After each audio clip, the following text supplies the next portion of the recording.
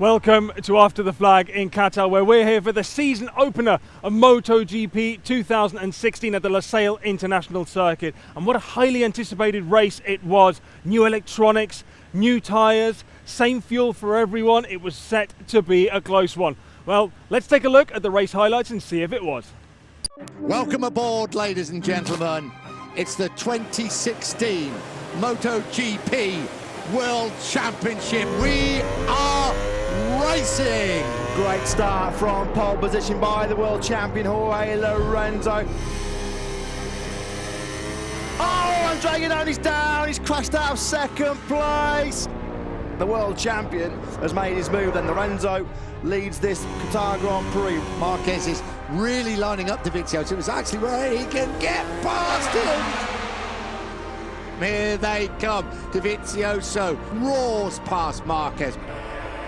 Final corner from the number 93. He's going to look up the inside. Marquez is through. Will Dovizioso cut it back? He will indeed. Andrea Dovizioso will move back into second place.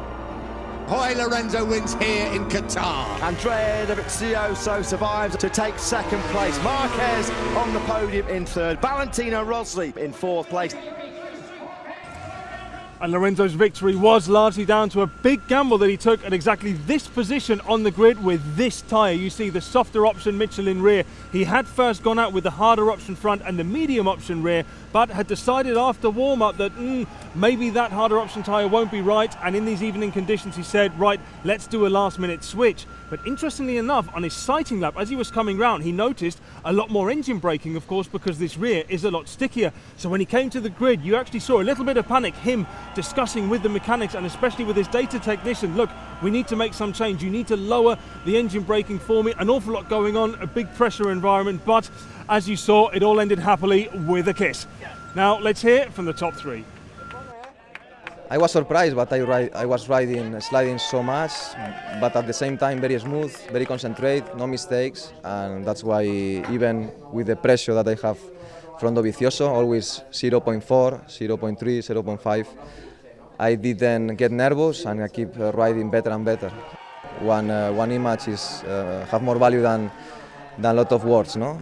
And I opened a small door and he entered, but he was too fast, so I knew he couldn't stop the bike, and with the straight I was relaxed.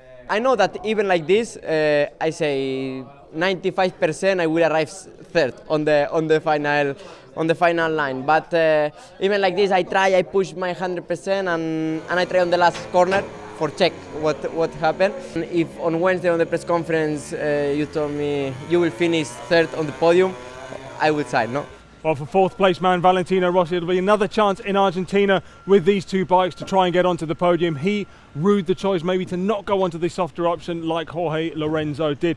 Andrea Iannone, he was also up there fighting hard early on, but an unfortunate crash. And then, of course, we had the likes of Dani Pedrosa and Maverick Viñales with an exciting scrap for fifth place. Let's hear what they had to say. I was there, but sincerely, I wasn't never in the real fight. I was always a little bit behind. We need a bit more. And maybe the tire choice can make some difference, but we don't know. At this moment, I have not the correct setting to feel fast in the bike, so I need to do some changes that I can develop a better speed around the track. It was impossible to overtake Dani. He was all the time going a little bit on the straight, and then I was taking all the lap to recover the gap. It's really strange, because when I arrive, for sure I arrive in up of the white line and wearing clothes and I go down. But okay, this is experience. But before MotoGP, we had Moto3, and once again, it came down to this line here, 0.007 seconds. The last lap, absolutely fantastic. Brad Binder, he was leading for most of it with the likes of Nicolo Antonelli, Romano Fenati, Nicolo Bulega as well, Francesco Bagnaia. What an exciting scrap. But once again, we saw that leading into this final turn is not really what you want to do in the Moto3 class. Well, Moto2 was a bit of a crazy affair, largely down to this. Yes, most of the protagonists caught out by the red light. The start, Sam Lowes, Alex Rins, Johan Zarco, to just name a few. jump start. 8 in total, but in the end it was Tom Luthi. He didn't have a problem, rode an absolutely amazing race. Last lap with Franco Morbidelli pressuring him all the way.